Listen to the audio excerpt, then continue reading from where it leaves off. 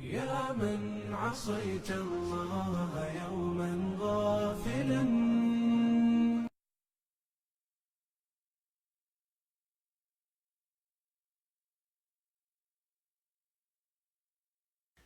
أعوذ بالله من الشيطان الرجيم. بسم الله الرحمن الرحيم، والصلاة والسلام على أشرف الأنبياء والمرسلين سيدنا محمد وعلى آله وأصحابه أجمعين، وبعد. السلام عليكم ورحمة الله وبركاته. Isa ipanalamat tanok wallahu subhanahu wa ta'ala na nagyang kuto aka pagkalumbuki tanok ko mga riski wallahu subhanahu wa ta'ala. Sa isa atuladan yan na mabaloy su ginawa umanon siya ami susugot si isa giyang kuto giin yan kapang nala kumangan dawan o agaman yan.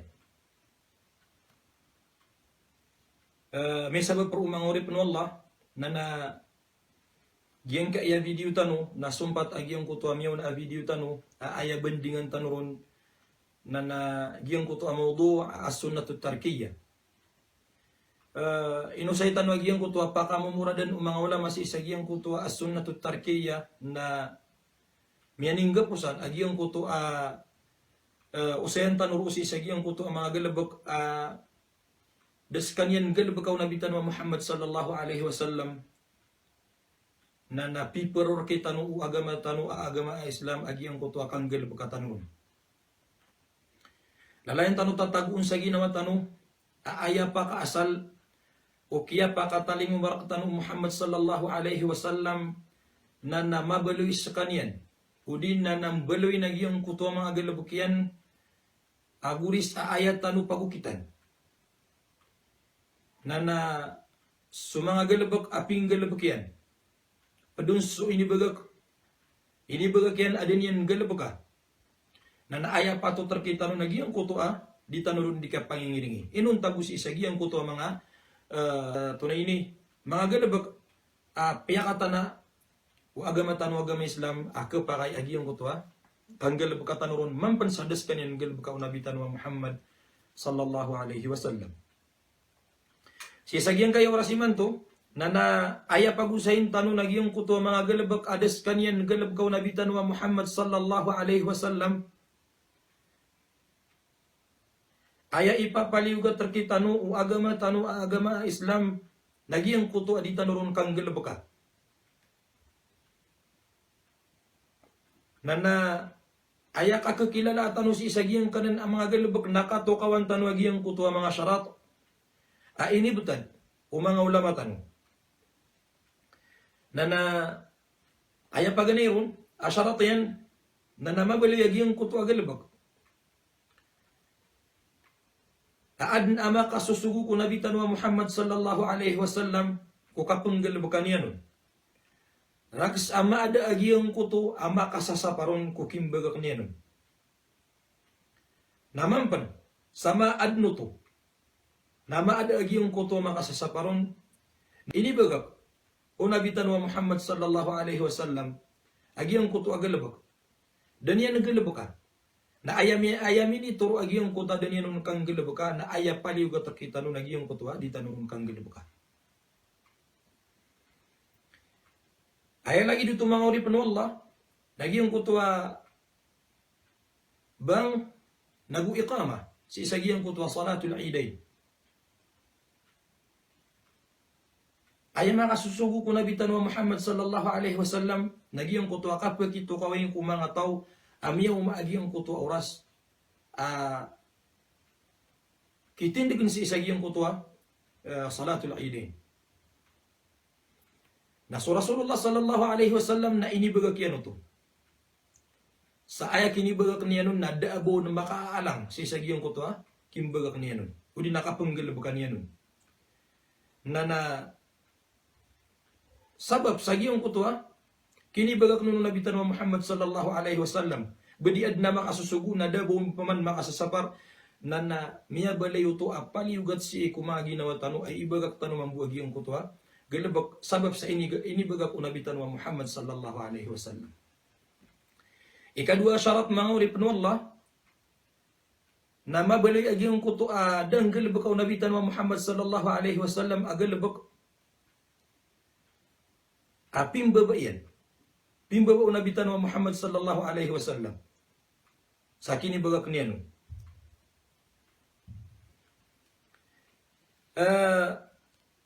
Andi katokoy tanu si sagiyang kuto agalbak. Ayakini bagak nun Muhammad sallallahu alaihi wasallam na pimbaba yan. Na naaya paliuga terkita nun nagiyang kuto di tanurun kang galbaka. Na upama ka adin ruwa mapia. Na didin uto ibagak unabitan wa Muhammad sallallahu alaihi wasallam. Sebab sa Rasulullah sallallahu alaihi wasallam na bielui sekanian asugu aaya ipamangandoon yan rakita no nagiyang kutua mga galabak arunun mata tagusu ikasusu at wallahu subhanahu wa ta'ala. Na sabab sa pimba po Rasulullah sallallahu alaihi wasallam akibagak niya nun na naaya paliuga terkita no nagiyang kutu mambu akibagakan tanurun. Ayay barato to mga urip no Allah subhanahu wa ta'ala na giyang kutu kini bagakan unabitan wa Muhammad sallallahu alaihi wasallam ibanian pamuasai so dua timan ulan-ulan sabanian pakatunduga inun tabu so Sya'ban abu so Ramadan sa ayamnya panutul Aisyah radhiyallahu anha na darudu pa unabitan wa Muhammad sallallahu alaihi wasallam nadakod na tigin maylay. So Nabi sallallahu alaihi wasallam ibanian piyamuwa sa isu dua timan ulan-ulan atundug. Makaliliw ko ulan-ulan Sya'ban na Ramadan. Yan ka na hadith na isnaduhu sahih.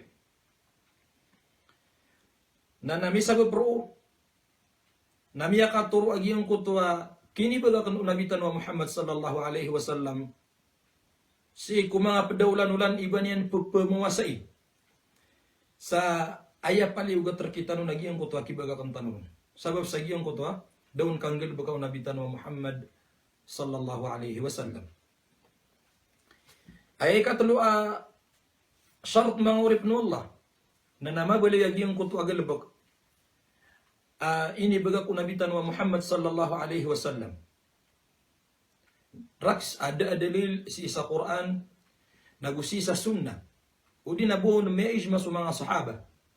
Sa bagkapakay ang galbak nagiyang kuto galbak ini bagak unabitan wa Muhammad sallallahu alaihi wasallam.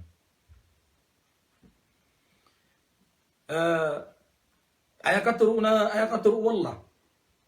Ayakaturu wallah. Kung kababaloy unabitan wa Muhammad sallallahu alaihi wasallam ayatan di pangingiringanan. So ini sugu yan pinggalapak yan na penggalapakan tanu na sudan yan galapakan na di tanu penggalapakan. Nagyan ko to akatero Allah subhanahu wa ta'ala sa suratul Ahzab ayatan ika-20 awisa. Tigwallah. Laqad kana lakum fi rasulillahi uswatun hasana. Saben-sabenar inadin rekanu. Inadin rekanu si ku Rasulullah sallallahu alaihi wasallam agiyang kutu ala diwan amapia. Nana aya patu terkita no nagiyang kutu kakuatan urun kung nabitan wa Muhammad sallallahu alaihi wasallam. Mana kapangingiring itano si sagiyang kutu galabak ini sugur kita no agama Islam ko kipetulad nun unabitan wa Muhammad sallallahu alaihi wasallam. Giyang kaya ikatlo na mabalay giyang kutu agalabak ada akarururan anun adalil si isa Quran. Dalil makararang kumagiyang kutu mituturo yan. Malagid u dalil apun si isa Quran u di na si isa hadith. Na andid ni kada giyang kutu adalil kapakay makatuturo o kisusugun si isagiyang kutwa o di nakapapakay si isagiyang kutwa galabak adang galabak nabitan wa Muhammad sallallahu alaihi wasallam na miya paliugat agiyang kutwa kibagakan tanu si sagiyang kutwa galabak sabab sagiyang kutwa kini bagakan Muhammad sallallahu alaihi wasallam naguda dalil kapupesudan si sagiyang kutwa kapupakayatan si sagiyang kutwa dirundikan galabak. Aya kataru Nabi tanwa Muhammad sallallahu alaihi wasallam amya aluisi ku sahihul Bukhari natiya man ahdatha fi amrina hadha ma laysa fihi fahuwa raddun. Sadin sa mbebagu si sagiyang kaya agama dirumpad na sabun sa benar diketarima agiyang kutwa galabakian. Ugaid mangurip no Allah na so di makang galabag sa di mambabagus iku agama tanu agama Islam nambarangan agiyang kutwa pagkaalusudanon hukuman. So mga pagalitano na ay sa abuntal udi na kalalayaman makikilangkiran na sanggalabak sa damanggalabak unabitan wa Muhammad sallallahu alaihi wasallam nasa benar amya kafir. Dalayan tanwa ng kini. Ayat itu na nagiyang kutwa kapakang bibida-bida yan.